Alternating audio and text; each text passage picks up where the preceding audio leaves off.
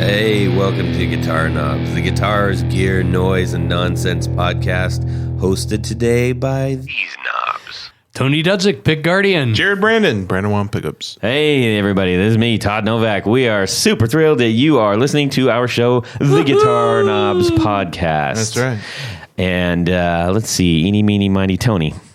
What do we do on the show, buddy? We like to talk to builders and purveyors of fine musical instruments and amplifiers and pedals, and the occasional reviewer of said things, and even more occasionally, other podcasters. That's true. We're the champions of the boutique builders. The little guy, Yes. the Davies, not the Goliaths. Yes, we unscrew the little light bulb and put in the biggest one we can. LED. I don't know, for the spotlight or whatever. Okay, anyway, blah. Hey, who do we have on the line that fits that one of those descriptions? This is Blake Wyland. I'm from the Tone Mob podcast. I'm stoked to be here. Yes, the Tone Mob pod. Let me try that again. Yes, the Tone Mob. Tony almost shot beer out of his nose. Here, hang on. We're really excited to have you on the show. We ran into Blake at the NAMM convention. I'm sure you're sick of hearing us talking about the NAMM. But We've never talked about the NAMM show, have we? We should do this whole show on it. No, I'm just kidding. We absolutely will not. But it was a real pleasure meeting him and getting to just kind of chat, seeing a brother in microphone arms, and we were wearing the same shoes, which is cool too. Speaking of that, Blake, after the show, you're going to have to go to my Instagram and watch, because you like these kind of shoes. I just posted some about my new ones. I think you'll get it. Some new ones? Oh, you'll get it. Nice. And probably have a good laugh. I just got some new ones too, but I went off brand. I'm rocking some Jordans right now. Hey, that's cool. Not the only one. Yeah, Jared loves the sneakers. Alrighty, everybody. We got a couple of announcements, so we're going to hit real quick, and then we'll get into all the good stuff. Let's see. Gentlemen, do you have any announcements? I do not have any announcements this week. Jared? Not this Excellent. week. Nice, Todd. Manners. That was just to get up Manners. Jared's little skirt there. Okay. Hey, I want to call attention to our friend Jeff Schroeder. You've heard us talk about him many times. He's been on the show twice. He's the guitarist of Smashing Pumpkins and a good friend of our podcast. And he started something new called Aesthetic Records. That's EZZ-THETIC Records. And so I'm just going to read the little blurb. I'm not going to paraphrase because he spent a lot of time writing it, and he sent us a nice little something here. Yeah, just read. And all right, thanks, Jared. So his the thing that he's doing here, he did a mashup here between Aesthetic Records, which he just started, which I'm sure you're going to hear more about, and Metric Coffee, and this is called the Day of Reckoning. It says Day of Reckoning is the first volume in a DIY collaboration between Aesthetic Records and Metric Coffee Company. From the minds of Smashing Pumpkins' Jeff Schroeder and Metric Coffee's Xavier Alexander, Day of Reckoning brings a community of Chicago artists from music, production, design, and specialty coffee together for a single expression of independent experimentation. Holy moly! So he sent us a nice gift box with this special coffee, a special piece of art. What's this thing? That is, and a cassette tape. A cassette tape, man. A red acrylic. What do you do with this? Transparent red acrylic. Put it in tape. the cassette deck. Yeah, but it also has a download, so you can use that too. Oh, but it's okay. really cool. I got a nice cassette deck And at home. That's the music hooked up. is just it's really fantastic. How's the coffee? Check him out on Instagram. Go to Aesthetic Records, or I think it's just Aesthetic Records, EZZ-THETIC Records. And if you can't find that, track down Jeff on Instagram, and I know he's got posts about it. So that's really exciting. This is something that he's always wanted to do, start a record company, and he has done so. It's so really cool. Really exciting. Packaging is really neat. Congratulations, Jeff. We also want to encourage. So occasionally we get posts about people out in the wild who like our show, and usually they're wearing one of our shirts. And so this week we had our buddy John Anglin, who was actually, on stage doing his thing, and he had on one of our shirts, and somebody took a snapshot of it. So if you've got one of our shirts, for Pete's sakes, take a picture of it and post it. Send it to me. We'll repost it, or tag us in it and we'll repost it or whatever, but it'll get reposted. Didn't Oliver Gonzalez have one? Yeah, He did too. Music That's Mesa. right. He did. He was at a convention. Music Mesa. Yeah. He's Also, doing send all us kinds your of great stuff. Would you rathers too. We love to get would you rathers. Yes, indeed. Send us your would you rathers. All right, everybody. That's lots of announcement type things. Ooh. So listen, we had a heck of a time. Actually, we were having a good laugh, right? Like two podcasters trying to actually connect over the things that we use on a weekly basis with. Oh yeah, I have not had that much problem in quite some time with the actual connection. Yeah. I was like, this will be no problem. I'm sure we all have like 3 or 4 different methods, and it's like, okay, well, we went through 3 of them. Yeah. So, I got a power nap in while you guys figured it out. He did. So 2 podcasters walk into a bar. exactly. That was Exactly. Yes. Oh man. Ouch. And both say ouch. All right. Well, But we did it, and that's what's important. We We're here. did. We persevered. See, unlike non-podcasters who maybe would have given up, 40 minutes ago, we Yes, that's persevered, and we're like, well, no, the show must go on. It We're did, not gonna let it did this take that happen. long. And you're as clear as a bell. Yeah, Sounds good. and see, we were just about to use the phone version of how this was going to work on our thing, but I said we both actually started like no. We want to make sure that for this one especially we get the best quality that we can. So I appreciate that from you over there you're in Oregon, right? Yes. Yes. I love Oregon, but it's gray right now, as to be expected for this time of year. But Sure. here we are. Yes, doing our thing. Yep. I got a real big shout out I got to give to Rode Microphones.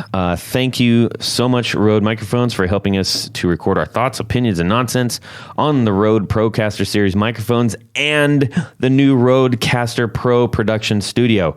This thing is awesome. We are really loving it. It has taken the place of our beloved Franken Monster podcast machine, which I don't know. We're going to have to spray paint it in gold and put it somewhere, Bronze when it. it's done. Let's bronze it.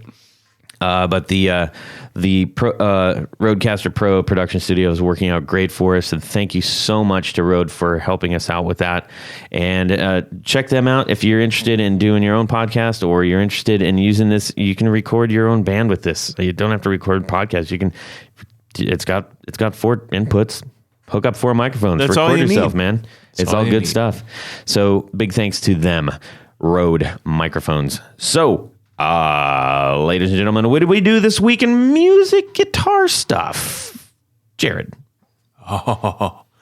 So today on my way here, I had with me a box I got in the mail today from a customer of mine that I do a lot of business with, and I repair a lot of pickups for their company, their shop. And so I got here up into the office early, and I go to open the box, and to my surprise, it wasn't what I thought it was.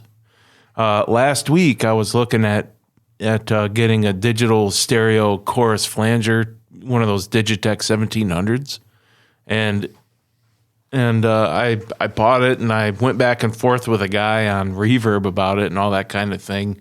And it's in mint condition. It's very clean with the box and the instructions and all that kind of thing.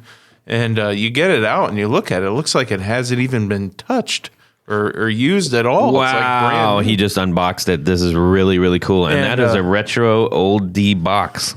Yeah, it's really cool. Oh, that's so cool. Do you know what year this is? I don't. But the funny thing is, the guy who I got it from is my customer.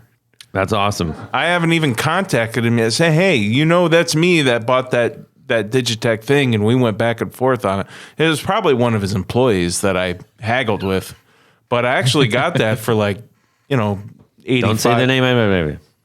$85, $90. That's awesome. So it's pretty inexpensive for It's what one it of the was. Digitech slant front with the dual, real shallow pedals on it. Yeah, it's They're like the soft touch kind of like. And it's made in USA. it's the Chorus Flanger 1700. Yeah, it's gray. It looks mid, maybe late 80s.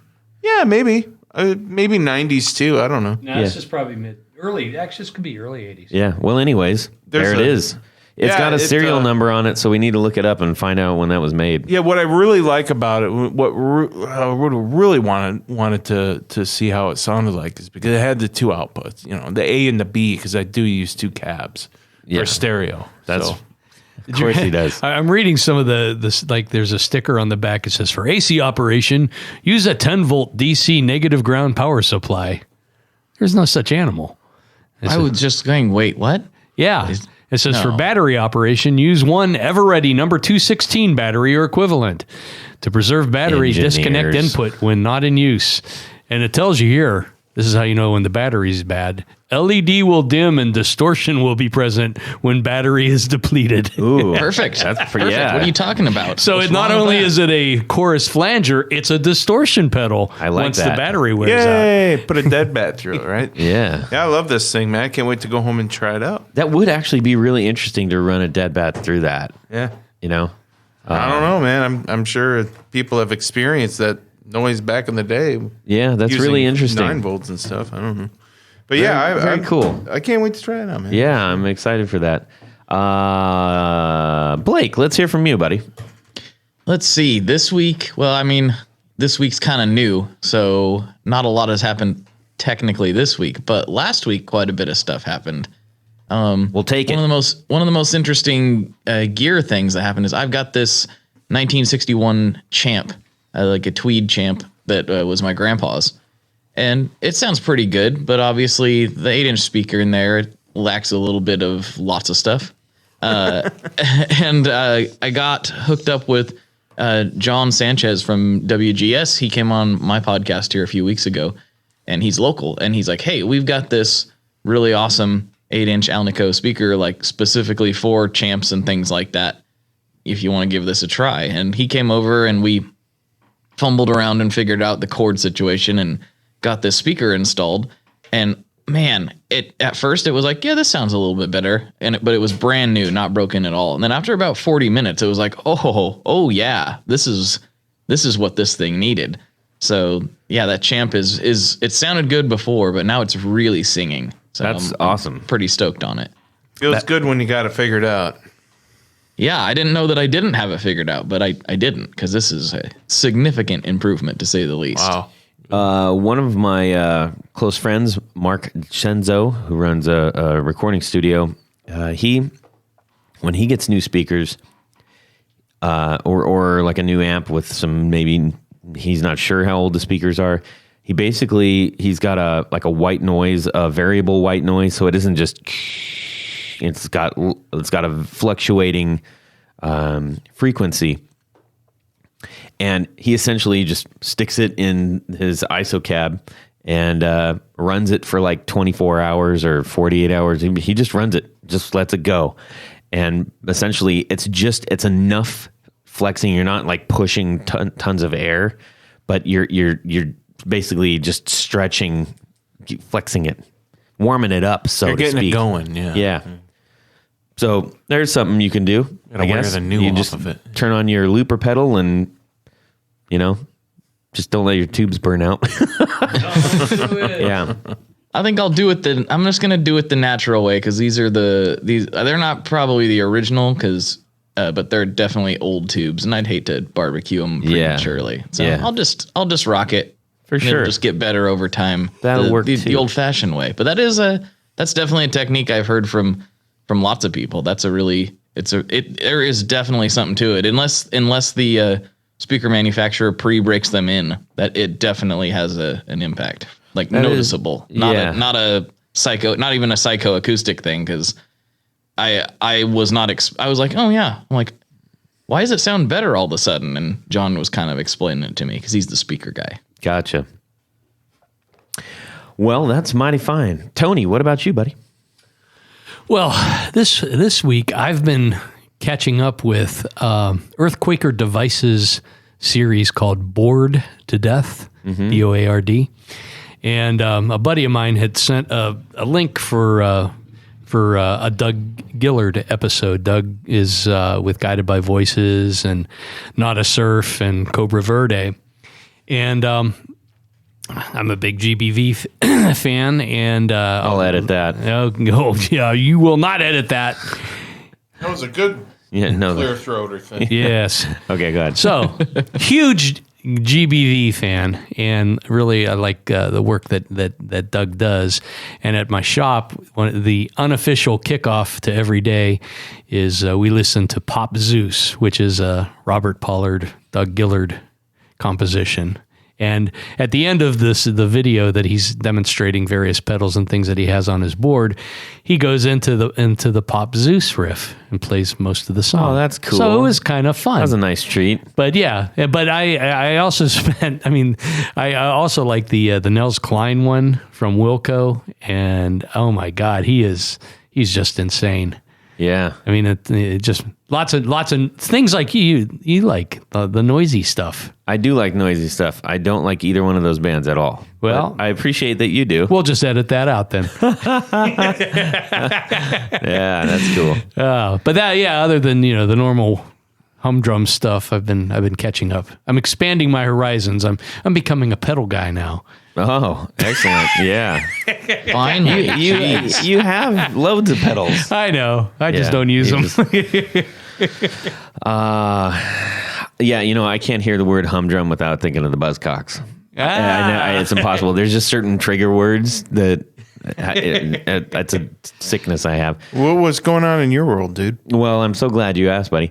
We got a box from Greece. Oppa! Yeah, there's about 28 Grecian stamps on it. It was kind of neat. Does it have Grecian And it formula? all looked like it literally, all the words and everything on there is like, it doesn't even look real. It doesn't look like real words because it's literally Greek. And it's Greek to me, right? it was Greek to me. Isn't it Greek to all of Cyrillic? us. No. No, that's Russian. Yes. Okay. Anyways, point being, there was a box of jam in it. Jam pedals. I like jam. The jam pedals from Greece. So they sent us out some pedals. We're going to have them on the show, and we're going to check them out and get familiar with them and play with them. It was really fun, really neat. Nice people over there. And nice packaging. I was going to say that. Really nice packaging. They definitely go the extra mile, and not necessarily extravagant, just thoughtful packaging. It's pretty darn nice, man. It's good. It's real good. Dude, we got to get into your 4 on the floor, my man. Let's do this. 1, 2, 1, 2, 3. 4 on the floor. Blake Wyland from Tone Mob Podcast. We're dying to hear your 4 on the floor. Take it away, my man. I don't know if you understand how difficult of a task this is for me. This is a very, very challenging for me to go with just 4 pedals. I haven't played with just 4 pedals since I discovered what guitar pedals were. like that's an exaggeration, but like seriously, I'm as a lot of people know, and I don't know if your listeners know or not, but I'm a pedal addict, and I'm perfectly okay with it. But I am a pedal addict, and I can't really imagine having a board with less than 10 pedals on it. But yeah, that's me. I'm trying to. This was a big task for me, and so I was trying to cover like most of the grounds that I would normally cover with a big board, and so that was a little bit challenging. But so first, I got to go with a good overdrive, just a good solid all around overdrive. And every time I plug in the Wrought Iron Effects Orcrist, it just brings a huge smile to my face because it has a sword on it that lights up. So let's be honest, you can't go wrong there. and it just looks amazing, and it sounds absolutely incredible. It's a great overdrive. Ed does excellent work, and that's been kind of when people have asked me what my favorite overdrive is the last few months. That's the one I tend to point people to, just because I just really, really like it. And the name one more time? The Wrought Iron Effects Orcrist. Orcrist. Orcrist. It's very. That's the first it's very time nice. on the 4 on the floor that I we've haven't had heard that. one before. So you guys like to be the champion of the little guy. This is, Ed is definitely a little guy. He's doing everything himself. He puts in a ton of work and it's all amazing. So I think he does really great work, and he also makes straps. It's another thing he does. So Oh, cool. yeah, Right big on. shout out to We'll have Ed. to check He's him out. he's an awesome dude. Super cool dude. Right on. Number 2. Number 2, this is I would have chosen differently, except that this pedal recently came back into my life. It was out on a loan, and I forgot how much I loved it and how crazy it can get, or not, if the case calls for it. And that would be the Keeley Loomer. I love the Loomer. Oh, yeah. The fuzz circuit in it is really cool. It sounds sort of op amp muffish. Like I think that's kind of the angle they were going for. Couple different EQ modes on it, full, flat, and scooped. And you got to scoop those mids. Let's be honest. Scoop them up, man. Scoop them. Actually, the full sounds the best to me. But yeah, that's a great sounding pedal. For those who don't know, it's a fuzz and like. I don't know what you would call the other sections. It's definitely like a fuzz and a reverb, but there's like some crazy reverse reverb stuff going on. Some weird modulation things happening. It's a really cool pedal. Horrible. Basically, the idea around it was not to like completely replicate Kevin Shields' pedal board, but get as close as you can in a one pedal format. So that one covers a lot of ground. And then the next pedal on my list, there's a lot of different delays that could slot into this position, but I kind of go back to one of my old faithful and some guys in the industry I've gotten really close to, and that would be the Solid Gold Effects Electroman Mark II. Gotcha. That pedal is the original Electroman was actually my first delay pedal that I ever bought, and I really liked it, and I played it for years. It's got, it's basically a modulated delay with an effects loop, so you can plug other pedals into there and impact the repeats, which is obviously a ton of fun. And then it's got a warp switch, which is basically that's your runaway switch. So you want to hold and let the repeats kind of just go crazy. That switch is your friend. That's a foot switch? Yep. Yeah. So it's a momentary foot switch. So you Yes. can I like accentuate momentary. certain little parts and whatever with some noise.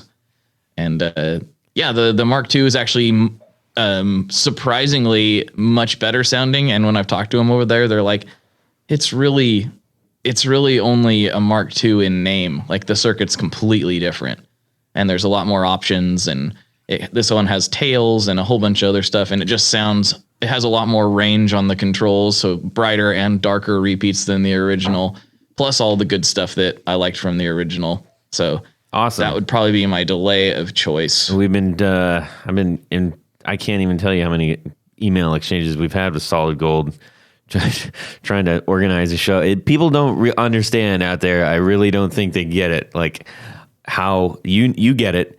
Wrangling people to be on the show is like, I need a full-time assistant just for that. And What's so funny tricky. is like most of the time, yeah, it's tricky. But then what I've found lately with certain guests that I would expect to be really difficult to get, they're just like, yeah, let's do it next Wednesday. And then it just wham, bam, we're done. Yeah. I'm like, oh, like some higher, like kind of profile artists and stuff. I'm like, oh, you're probably really busy. Like, I'm free Friday. Let's do it Friday. Like, Yeah. oh, okay. That was easier than I thought. It is interesting how that plays out. We'll get into the podcasting bit of it in a little bit. Right. Yes, we're going down a different rabbit hole. How about number 4? Number 4, this one I've thought long and hard about, and I think I settled on the thing that will give me, maybe not the most options, but it gives me what I need, and I think I'm going to go with the Mr. Black Super Moon Eclipse. That one that's has gonna been be- on before. Yeah, that's the one I'm going to go with. Because in stereo, it sounds so good. You didn't limit me to on my amplifier, so at least I can have 2 amps even though I can only have 4 pedals. So I'll go with the Supermoon Eclipse. You could have 4 amps if you'd like. Oh, well, now we're talking. Now we are talking. Quadrophenia. So what about that does it for you so much? Well, the way it sounds in stereo is really impressive. Again, like I know Jack really well, and he puts a ton of effort into things that most people don't even consider, and most players may not even realize until you plug it in and actually listen to it. And what I like about it, obviously, modulated reverb. The Supermoon's kind of a modern classic sounding reverb, and the Eclipse gives you the Eclipse and the Supermoon Chrome, and also true stereo in and out. So that's 2 distinct audio paths that are completely separated from each other. Wow. And also it's got a preset mode, and then you can one thing I love about the new pedals that they're making is the way they implemented expression control. Honestly, should be industry standard. I have no idea why they were the first to do this, but so all the knobs are expression, they can be controlled via expression if you want. And how do you assign what's expression and what's not? You just turn the knob all the way up. That's it. There's no menu to scroll through. You don't got to like tap anything or, wave it back and forth and hold your tongue to the roof of your mouth just right or whatever the case may be. It's just turn the knob all the way up. That one's expression control You can now. do that at the show with no hesitation. Mm-hmm. Right in the middle of the show. Turn it up. Yep. It's really easy. And you just look down like, oh, that's one's on. It's so silly that like there's been some really, really smart engineers, design pedals with expression control and assignable expression control. And none of them are that simple. I think that needs to be the new normal.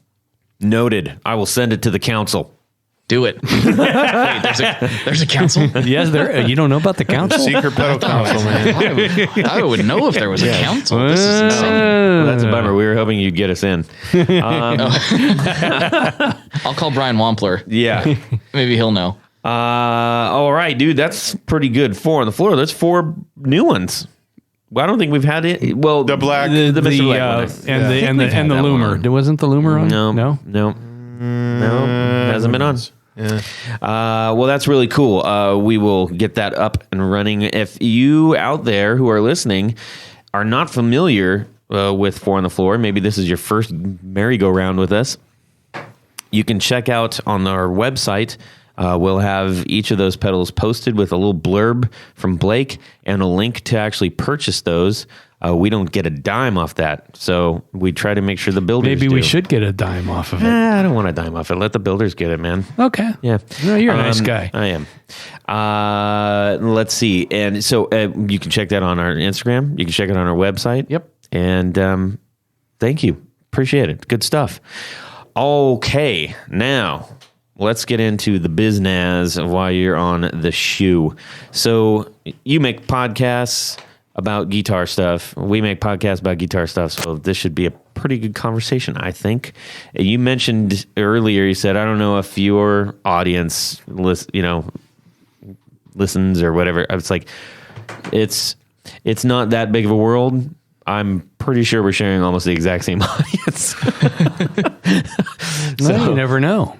I mean, there's always new ones you can garner. I'm still amazed at when people say, "Oh, I've been listening to guitar podcasts for years," or and I just found you, and it's really there's not that many. So Yeah. if you're interested, you just keep looking. There's loads of great ones out there. We've got lots of friends who are doing this, and I think everybody's got a really unique voice, and they're worth hearing, such as yourself, Blake.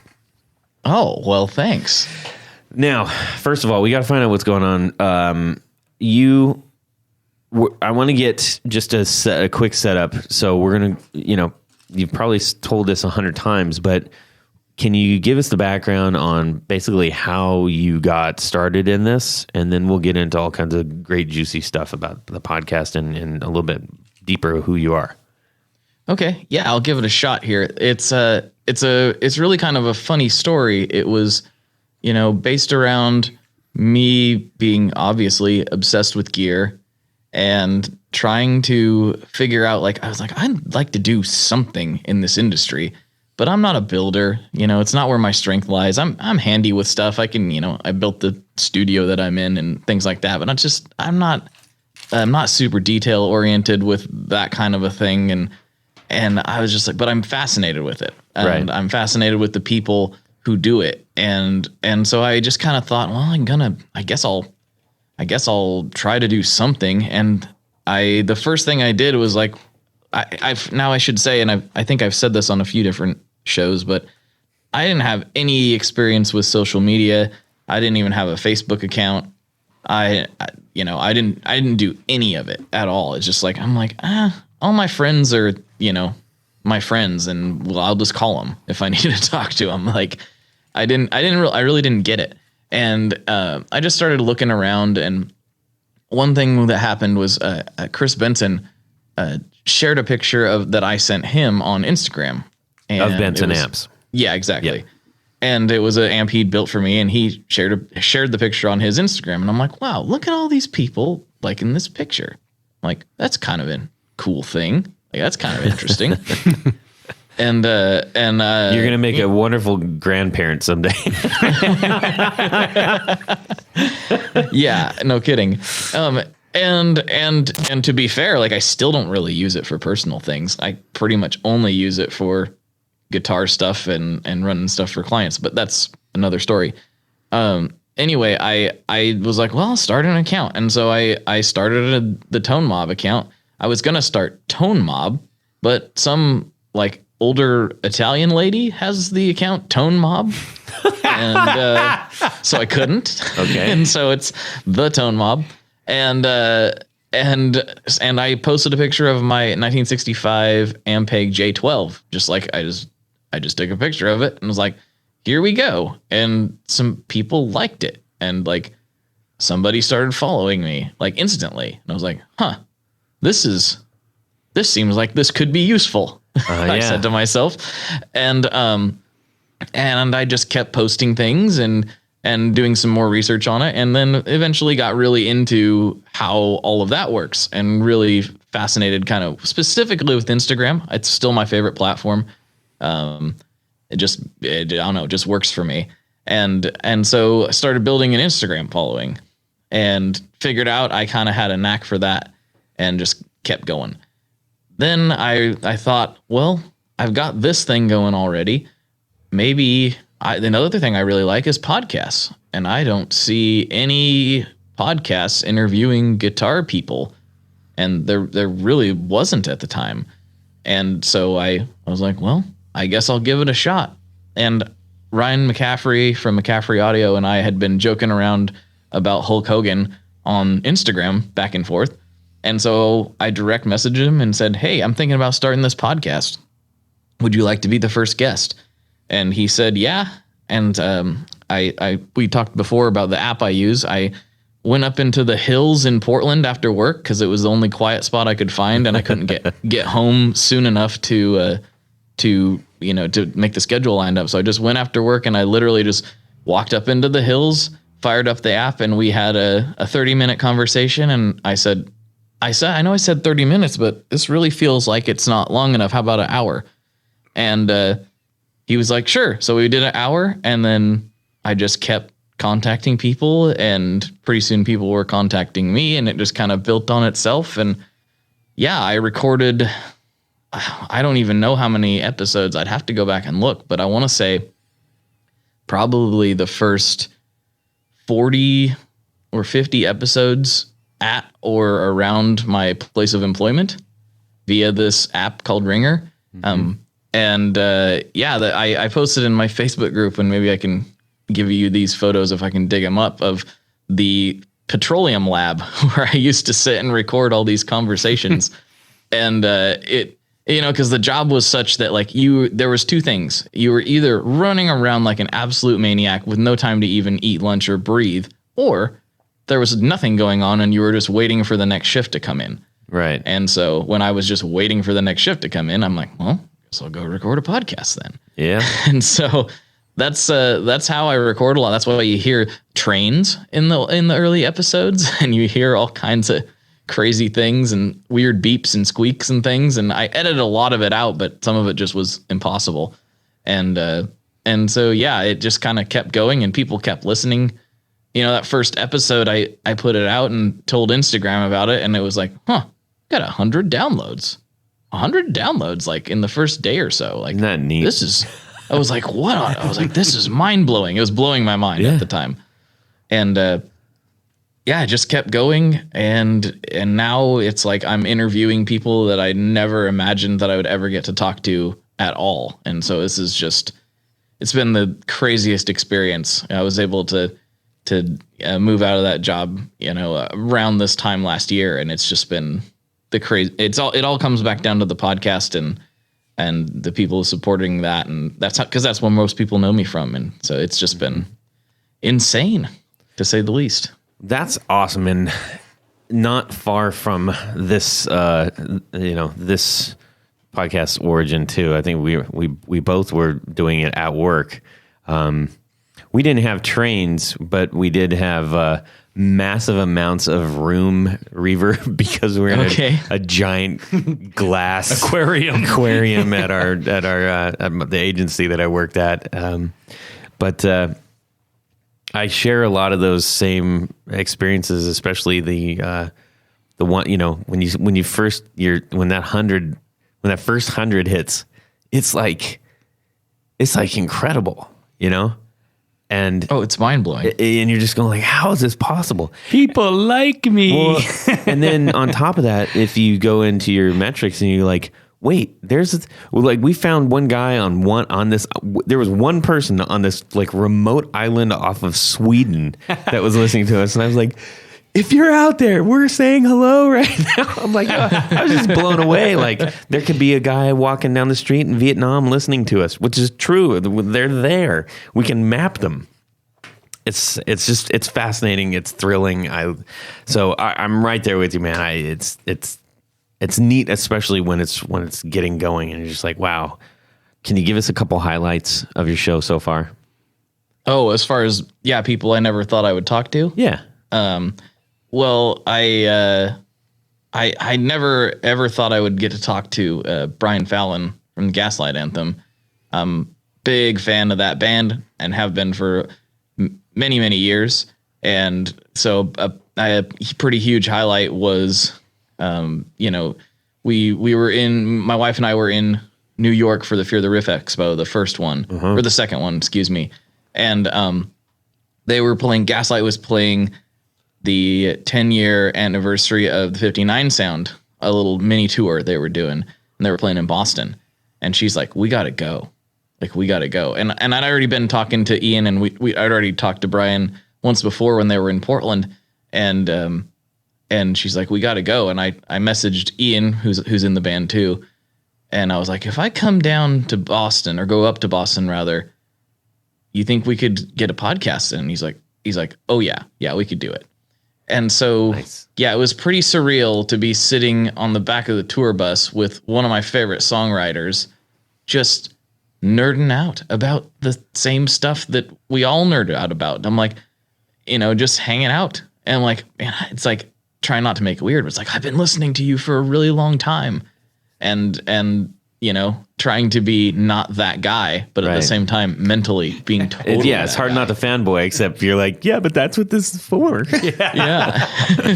And so, and what's even more amazing is just, we really hit it off. And so, now we're kind of like texting buddies, and I'm just like, this is freaking cool. My wife's like, are you talking to Brian again? I'm like, yeah.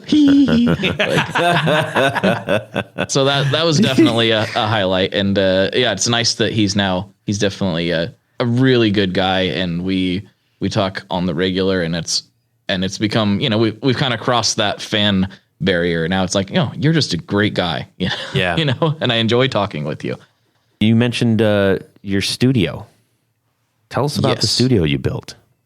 So it's not anything that's like, it's not impressive by studio standards, but it's probably pretty impressive by the dedication to hoarding gear standards.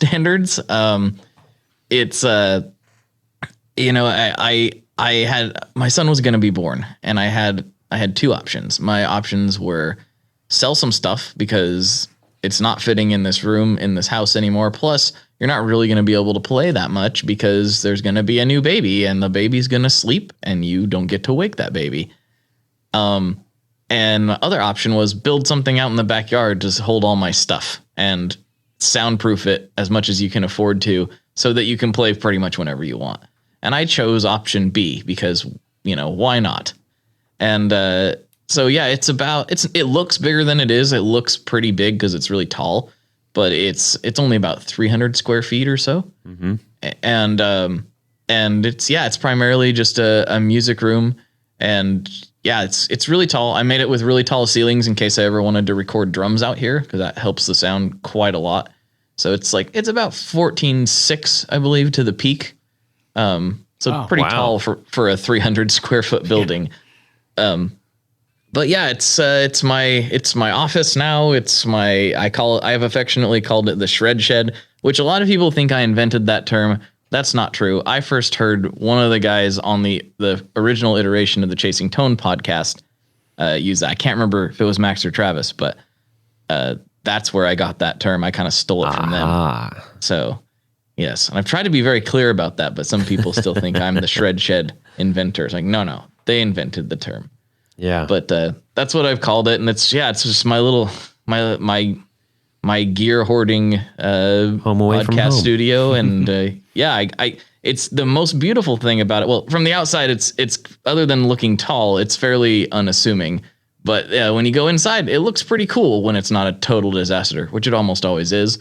But it's all like reclaimed fence boards on the walls and ceilings and stuff. So it looks pretty cool in my humble estimation. Plus, It was nice because I didn't have to do any fine finish carpentry. I could just throw cheap wood or not cheap wood, but just throw unfinished wood on the walls and hey, that looks great. Let's go leave it like that. You don't want it to look like another house on the outside, right? I mean, you don't want people to say, oh, look at that. That looks really nice. I want to go and see what's inside that. Because that's something I would do. I would kind of camouflage it. You creep around people's backyards looking at how good their sheds are? I think he does. I think he does. Actually, no. We had somebody walking through our neighborhood last week, checking car doors and shed doors and all that kind of thing. Interesting. Fun. Yes. Yeah. Wow. Do you think that the old wood helps with the sound? Well, I don't think that it necessarily impacts the sound per se, but it did change the dimension slightly. I thought I was going to have to do a bunch of room treatment out here. When I first got it built and drywalled, I'd come out here and clap, and there was definitely a very, very loud, weird reflection. I was like, ooh, gonna have to do some treatment. That's not gonna fly. And then I put the wood up, and it's all basically uniform, but I think it was just enough variation that it eliminated that. So I'm like, good. I don't have to spend any money on sound treatment. That worked out. Yeah, and, not so for us. Well, what's really strange about it is I have a friend locally with a really, really nice studio, and he got way nerdier than me and got into doing, calculating room dimensions and trying to find the perfect ratios and all that. And he knew I was building it, and I sent him the specs. He just was curious. He's like, I just want to run these numbers and see what your ratios are. And then he messaged me back, and he was like, hey, who gave you these dimensions? I was like, my yard, because that's what would fit there. And he's like, these are not perfect, but they're really, really close. I'm like, well, okay then. And I found I can just throw mics up kind of willy nilly, and things generally just sound good out here. It's a nice sounding room. So I will be measuring this thing and saving these dimensions. If I ever move and have to build this again, I will try to replicate it. Now, are you going to have to build another one because you're having a new baby? No, that's okay. There's enough space in our house for the other baby. But once I got all my junk out of there, it's amazing. There was so much more room in the house once all my stuff got out of there. I know. It's weird. When I'm not there, there's lots of room. Right. So yeah, cool. it'll be, I should be still pretty secure Good. I can still hoard more gear. Well, and speaking of the new baby, when we were trying to orchestrate this this interview, you let me know, like, hey, this may have to get postponed because I'm ready for a new one, like literally any day, any minute. Wow. So hopefully we get through the call and you don't get the, Well, I want to talk about, speaking of hoarding new gear. We know that you have a pedal or two that you like, and guitars, and amps. Well, we want to talk about guitars and amps. So I'd like you to know what your all-time favorite guitar and all-time favorite amp is. That is either in your collection currently, or was at one point, or might be in the future. Yeah. Okay. All right. So this is actually a little easier than the pedal question. My all-time favorite amp is indeed in my collection, and it is the Benson Amps Vincent. Ah, yes. Yes. So a lot of people might know the kind of the backstory on that, but I'll try to condense it as much as I can. So the Benson Amps Vinny is an amp that I first commissioned from Chris, saying, "Hey, I just want like a little toy amp for my son so that he can have an amp that matches his dad's." And Chris said, "Well, if I'm going to make an amp, it's going to sound good." And so he and I kind of talked about it a little bit. I didn't really have too much input on that one, other than I was like, "Hey, can you make this with an instrument level output on it?" Because it's just a small 1 watt guitar amplifier. It sounds huge, but it's a 1 watt. Mm-hmm. And he's like, "Oh yeah, sure." And I started finding that my favorite overdrive sound was plugging the Vinny into my Monarch and just driving the Vinny like crazy, because the instrument level output is post power tube. So it just sounds just massive when you put it in front of a bigger amplifier. And so for those who don't know, the Monarch is the Benson sort of flagship amp. Yeah. It was their kind of the thing that put them on the map. Yeah. And so I was talking to Chris about that, and I was like, "Yeah, dude, people don't understand how amazing the Vinny sounds when you plug it into a bigger amplifier. It just is the craziest sounding thing." And we were going back and forth, and he called me actually on that same New York trip where I was just walking down Fifth Avenue, and I think this is like the moment my wife realized how huge of a nerd I really am. Because like my eyes lit up, because I was like, "Dude, you make a channel switching amp, you put the Vinny circuit in there as the drive circuit, and then you have the Chimera which is his 30 watt amp. Mm-hmm. Have the Chimera as the main kind of amplifier, and then you have the Vinny switchable." And so he thought about it for a while, and we're going back and forth, and she's like, "We're in New York City. Like, why don't you enjoy New York City and stop talking about guitar amplifiers?" But anyway, we kind of went back and forth on that one, and I sweet talked Chris into putting an effects loop in it, which is he's not normally big on, but since this effects loop is in between the Vinny circuit and the Chimera, well, it's a kind of a modified Chimera circuit. It doesn't really sound like he doesn't have the qualities of effects loop that he does not like. It sounds more like going into the front of an amplifier, because in effect it is. But yeah, so that's basically it. The Benson Vincent is if you want a super clean pedal platform, it's there. If you want like a super like overdriven sound, you click the Vinny section on, and it's there. And also, I should say, my son's name is Vincent, so obviously I'm pretty biased on that one. I named my guitar Vinny, actually. You did. That's right. The one that Chase put together. Okay. Yeah. How about a guitar? Pick a guitar? Yeah. A guitar. So that one's actually fairly easy too. If this building started burning down, I would 100% go grab my 1955 Les Paul Jr. and I'd run. Yeah. I'd run fast. Because there'd be lots of people chasing you for that. They're gonna have to chase me hard, because that one is also was also my grandpa's. So, oh, cool. Oh, wow. Yeah. Tell us a little bit about that. So yeah, it does have kind of an interesting story to it, in that my grandpa played guitar, but he wasn't primarily a guitar player. He was mostly a piano player. And he was watching Antiques Roadshow in the early 2000s. Oh, geez. Or maybe mid 2000s. And he he was like, "Hey, I have one of those guitars." And it just came on, and he just told, yeah, and at the time the vintage guitar market was at its absolute peak. And so he's like, the one that pulled out, it went for like $10,000 or something, which is not normal for a junior these days. They're not cheap, but they're not $10,000. And they're getting up there though, dude. Are they really? I've been out of it for a little bit. The clean ones are anyway. Yes. Oh, I might have to pick your brain about that. But and he just looked over at my grandma. He's like, "I got one of those," and went and got it out of the closet. And wow, and this is what's so funny. He was talking to a friend of my dad's who was at the time a really big vintage guitar nut, and he was like, "Yeah, I seen this on Antiques Roadshow, but that one was a lot cleaner." It's like, I'm thinking about taking it, and because this finish is all cracked, I think I might go take it and go get it refinished. I just feel it in my mouth. Yeah, and my dad's friend was like, "No, don't do it, don't do it."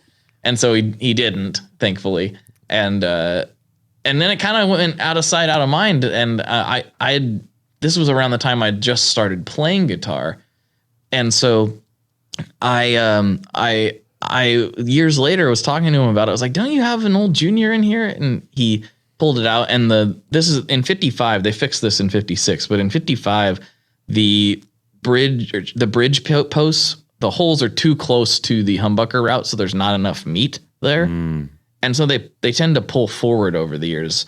And this one was pulled forward a little bit.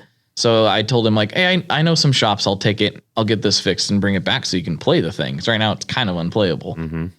And so I did that, and got new tuners because the old tuners were crumbling off of the pegs. I still have them, but they're unusable in that condition. So got it all set up for him, got it dialed, and brought it back. And he's like, "Oh yeah, this is great. This is awesome. Why don't you just keep it?" I'm like, "What? Excuse me?" Is it like TV yellow? No, it's a sunburst. Sunburst. Yes. Okay. Yeah, sunburst. And so, yeah, that's easily my number one, like very, very easily. That's a cool one to have. That's cool. Oh man, I want one of those. Excellent, man. Well, that was a lot easier. I thought that would be like you're or what am I gonna do? But hey, you know what you like, you got it. That's cool. Very few people actually have the guitar and amp of their dreams. So. Good on you. Yeah, I feel pretty fortunate. And it's not the only one either. A close contender, and obviously it's going to lose out due to the family and the actual monetary value of the Junior. But a really close contender would be my '81 Les Paul Custom, which might sound weird to a lot of people, but I wanted a white Les Paul Custom for years, like years and years and years, and. Part of that was due to one of my most recent guests, actually, which is just, again, mind-blowing. But when I was a teeny bopper, My Chemical Romance were huge band at the time. And I watched Frank playing this white Les Paul. He was always playing a white Les Paul. And I was like, that is the coolest thing. And then also other bands I liked, Bouncing Souls, which was the reason he got it, ironically. He played a white Les Paul. Lots of hardcore bands I liked played white Les Pauls. Of course, Randy Rhoads. Sure. There was lots of sources, but the one that really stuck in my teenage brain was Frank Iero was playing one, and so I always wanted one.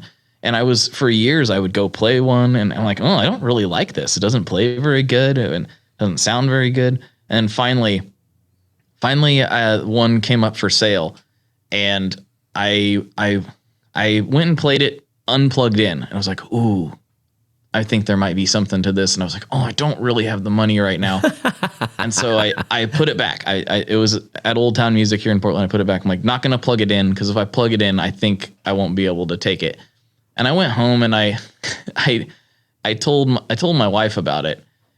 And she was like, oh, that's cool, And then as the weeks progressed, she finally was like, will you stop talking about that guitar?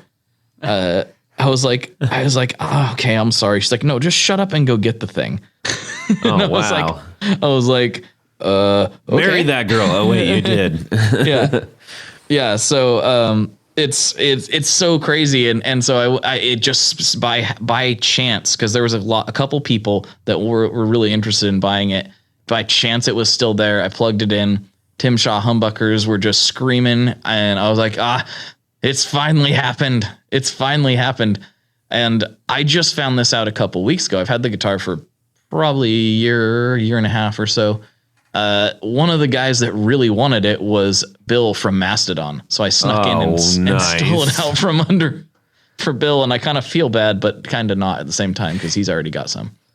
Yeah, probably. Yeah, that'd be a great guest.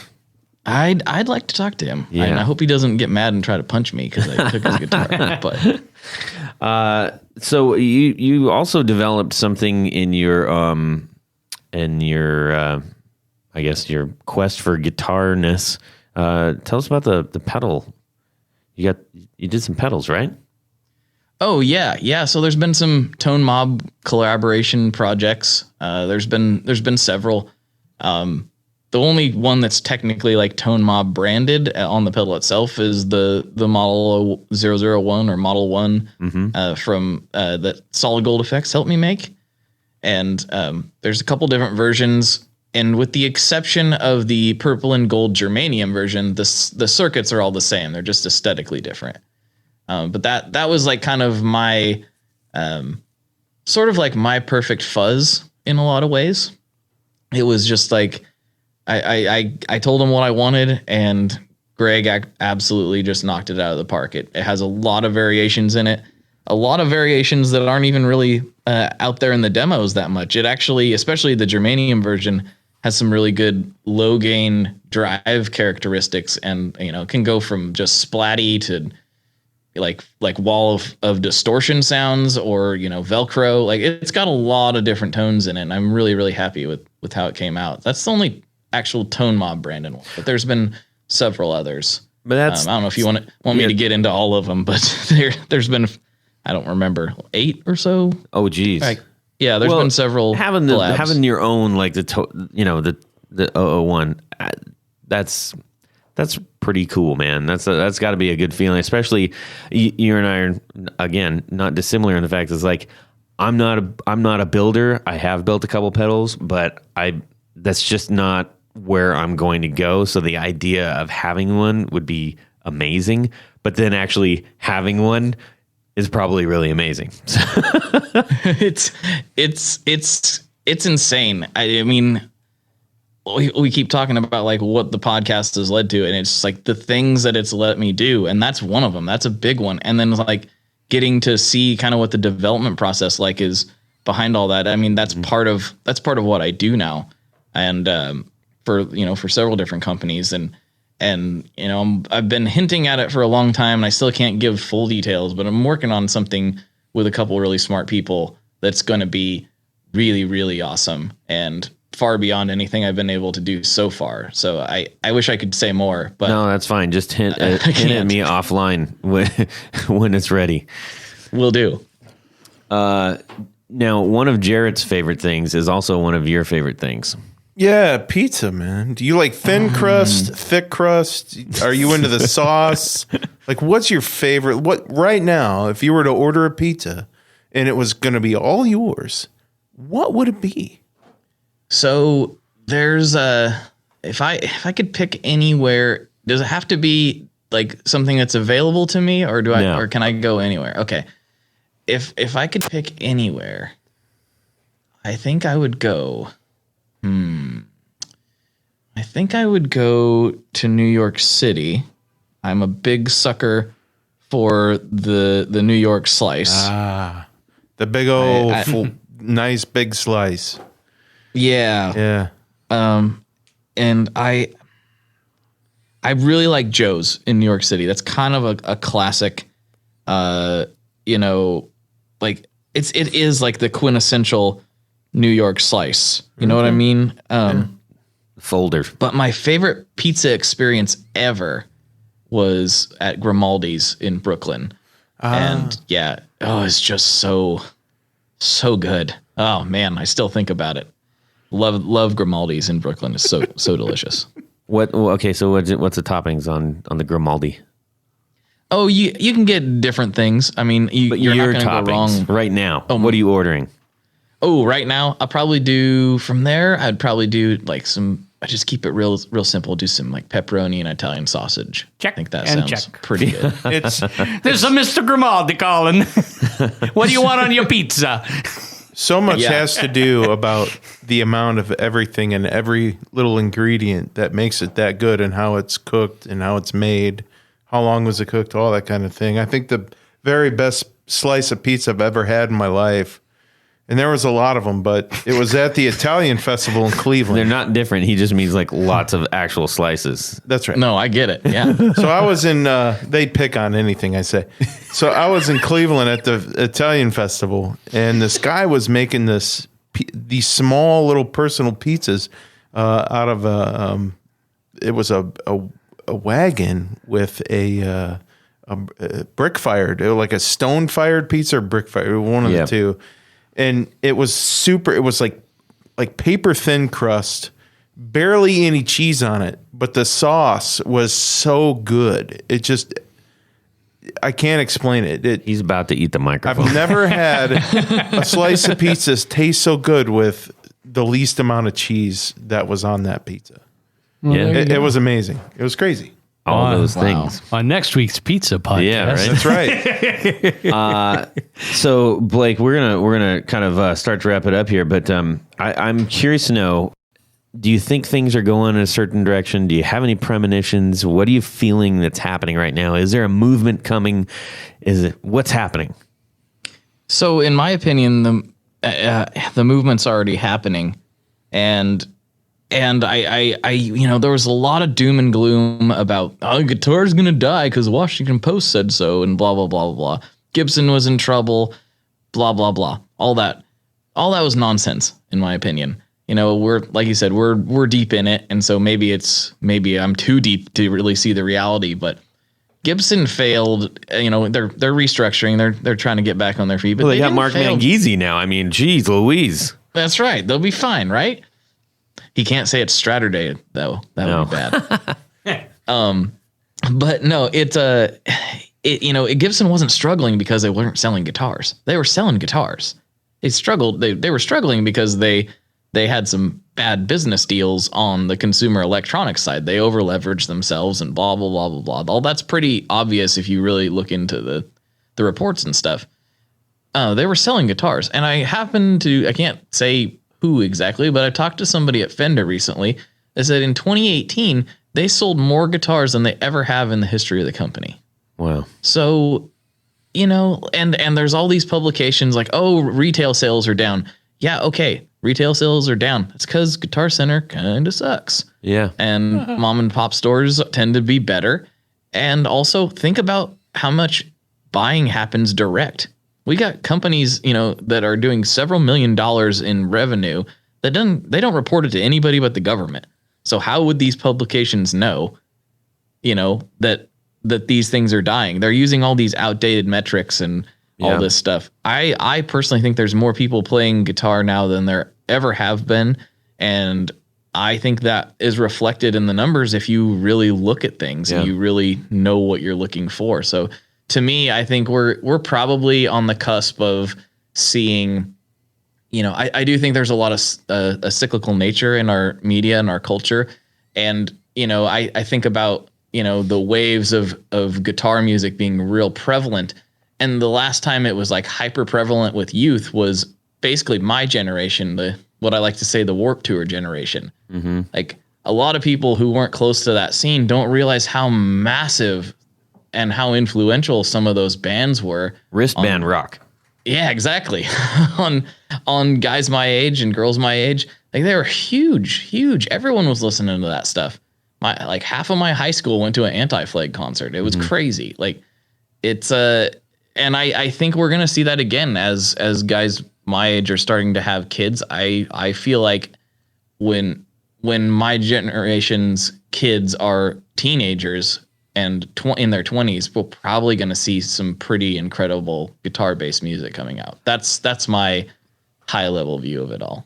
Yeah, I mean, I think that's going to happen too. At least I'm banking on it. I mean, what am I going to do if nobody pickups? I know. What am I going to do? Yeah, but I mean, country hasn't gone anywhere off the charts. I mean, country's still super mega, up there. These young kids either like country or rap, it seems like.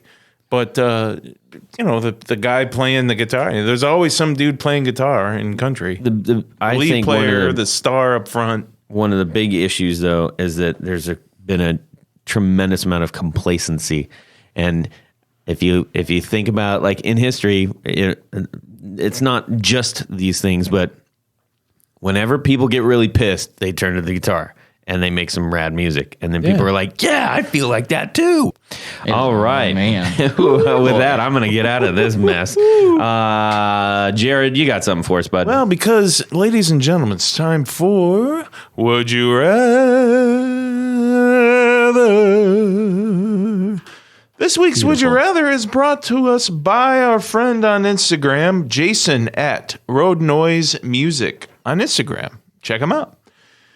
So, would you rather play a gig with your absolute favorite strings, your favorite gauge strings, but they're going to be 2 years old and rusty and dull and sound crappy and all that kind of thing? Or would you rather play a nice, new, fresh pair of strings on your guitar, but they're going to be 3 gauges different than your favorite strings? That's a weird. That's a weird and interesting question. Tony Baloney, hit us. 3 gauge differences. Yes. It could be. So 2 gauge difference if 3 gauges too. If you're playing heavier or 9s, lighter? now you got 12s. It doesn't matter. Heavier. Well, Okay. unless you're playing 12s and you got to play 9s. You can't get much lighter than 8s, so you have to do Okay. heavier. Man, I mean, just nasty old strings are not good. Plain and simple. You might get that tetanus. Tetanus. You could get tetanus from Tetanus. it. Geez. I mean, even though the gauge difference is there, I mean, I'd be okay if it went heavier, but if it went lighter, I go sharp every time. I'm used to playing pretty heavy strings. But I'll go with the new strings. All right. Ding, ding, ding. Ding, ding, ding. You got your own right answer. Jared, how about you? I'm going to go with the fresh new because I got pretty big, tough hands. I can bend those, 13s or whatever. I can bend acoustic strings pretty well. So I'm good with the fresh strings. I can hack it for a night. I'll just suffer the next day. Okay. Blake, how about yourself? Yeah, I'm with these guys. I'm going to go with the fresh strings that are way too heavy. Because like you said, you're not going to go much lighter than like 8s or something. Like that's just not going to happen. Right. And I can deal with that. I don't want to play strings that light myself, but I can handle it. And if you went 3 stages up from where I'm at, which is I'm usually playing in 10.5s or 11s, that would be pretty heavy. But I've done it before and could definitely handle it and would much prefer that because it would stay in tune mainly. Just tune down. When Yeah. you wouldn't 2 slice your steps. fingers to pieces either. I'm going with new ones. I think you'd have to be pretty hard pressed to say I really can only play the gauge that I always play. I think and plus again the tune. The only cool thing about having to play, like if you're doing a live show and you're like, oh, I forgot to change my strings 4 years ago or whatever it was, I don't know, is that you could pull a Neil Young and just hit a big power chord and then basically all of them just pop right off. That would be kind of epic. I think I would dig that kind of moment. It wouldn't sound good, but it would definitely look good. It would look really cool. It would look great. Yeah. All right. Well, that was pretty fun. We got a couple things and then we're going to get on out of here. Tony Baloney, you got something for me here? I do, because at this point in the show, there's a very special group of people that we like to thank. Probably sitting around right now. Well, what's an executive producer? How do I become an executive Somebody producer? important. That's right. So what you want to do is go to patreon.com/the Guitar Knobs and find out all the various levels that you can become a patron of this very podcast. Our favorite level, the people that help us the most and most consistently, are our executive producers. And one of the benefits, and including the various great prize packages that you get, t-shirts, barefoot buttons, picks, stickers, is, Jared, what's the best part of being an executive producer? Well, like right now, you get to have your name read on the thing, man. You get your name read on the thing. That's what I'm going to do right now. I'm going to thank our executive producer. Let's thank Christopher Heidel. How about Tig Harmon? How about Tyler Bray, John Anglin, Anthony Lathrop, Johnny Knowles, Stefan Lam, Rick Langlu, Michael McVeigh, Michael Senchuk, Brian Robison, Jonathan Jerusik, Ken Sayers, Corey Nigro, Brad Partridge, Michael Van Zant, Doug Christ, Darren Gregory, Robert Marfleet, Chris Kearney, Sean S.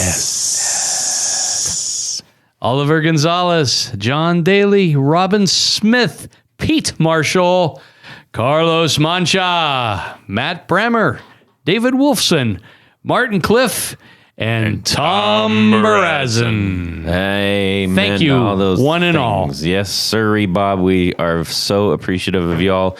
And, Tony, you might be doing something right because we keep getting new ones. And you guys, when I get that little message, the first thing I do is I ring these guys up, and I am just thrilled to death. And I run and I write a nice note, and we package everything up, and it's a lot of fun for us. And we've had many of our old guests contribute great swag to put in those bags of stuff that we send you guys. So much thanks. You are truly helping to keep the lights on in our studio. Blake, where can people get a hold of you? They can find me just about anywhere. I'm at the Tone Mob on all the socials, pretty much. Instagram being the primary, if that's your thing. And they can find me on Facebook. They can find me on email at info@tonemob.com, and they can check out the podcast. It's called the Tone Mob Podcast on pretty much wherever they want to listen to podcasts. And if you can't find it, email me, and I'll try to make sure it goes wherever you need it to go. So, bueno. Yeah. Awesome. Tony? Muy bueno. Let's say you want a special pick guard. Let's just say you want to change out pickups. Let's just say you're just tired of a plain white pick guard. You want something different. Sparkles. Sparkle. I know a guy that likes sparkles. Gold sparkle, baby. Go over to pickguardian.com. No / no nothing. Just go to pickguardian.com. And you'll see some of the stuff. There's some items you can order online. But if you have something very special in mind, contact me either through the website or at info@pickguardian.com. Or go over to Instagram to the handle pickguardian and the number 1 and see some of the projects I've been working on, some different things that I'm doing. Excellent. Jared? Well, if you are interested in getting some new pickups, even some new old-looking pickups to match your old guitar, go to Brandon. What about old pickups that look new? Actually, I've got some of those too. I think I might have broke them. I think you broke them. But I keep them. Anyway, go to BrandonWildPickups.com, and I'll take care of you there. My email's on the thing, and just get a hold of me and stuff. There you go. Get some new pickups. Thanks. Todd, what about you? How can people get a hold of you? Todd at theguitarknobs.com. Shoot me an email or direct message me on Instagram. Please let us know what your would you rather is. And again, if you're out there wearing our shirts or our pins that we send you, take a picture, send it to us. Yep. Blake, we're so stoked that you hung out with us on this show. We had a great time talking with you, man. Yeah. that was a lot of fun. Good. Lots and lots of fun. Excellent. Well, continued success with your endeavors. It sounds like you have quite a few of them going on. Please keep us posted on those, and we're happy to let our listeners know what you're up to as you send those to us. We'll definitely do. Right on. Definitely.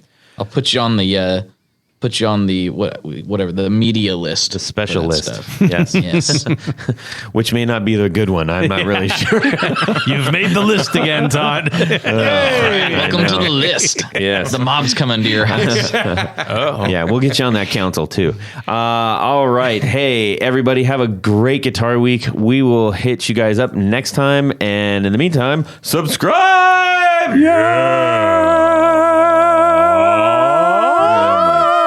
Gosh, stop it. Pizza. Yeah. Cheeseburgers. You ever come to Pataskala, Ohio, which you probably never will. We'll get you a Thurman burger. I like that too. I will treat you to one of the best burgers you've ever had. It sounds like you have a lot of things in life that sounds like you know what you like and enjoy them a lot. Like pizza. You got your That's the one. hey man, he's not upset that I mentioned pizza. No, I really like pizza. I like you. I believe it. Well, that's it for these knobs. Please visit our Patreon page at patreon.com/theguitarknobs. Visit our website at theguitarknobs.com for all of our past episodes, 4 on the Floor blog, and other good stuff. You can connect with us on social too at our Facebook page and share your gear and stories on our Facebook group. Also, be sure to check out our Instagram at Guitar Knobs. Catch you next time.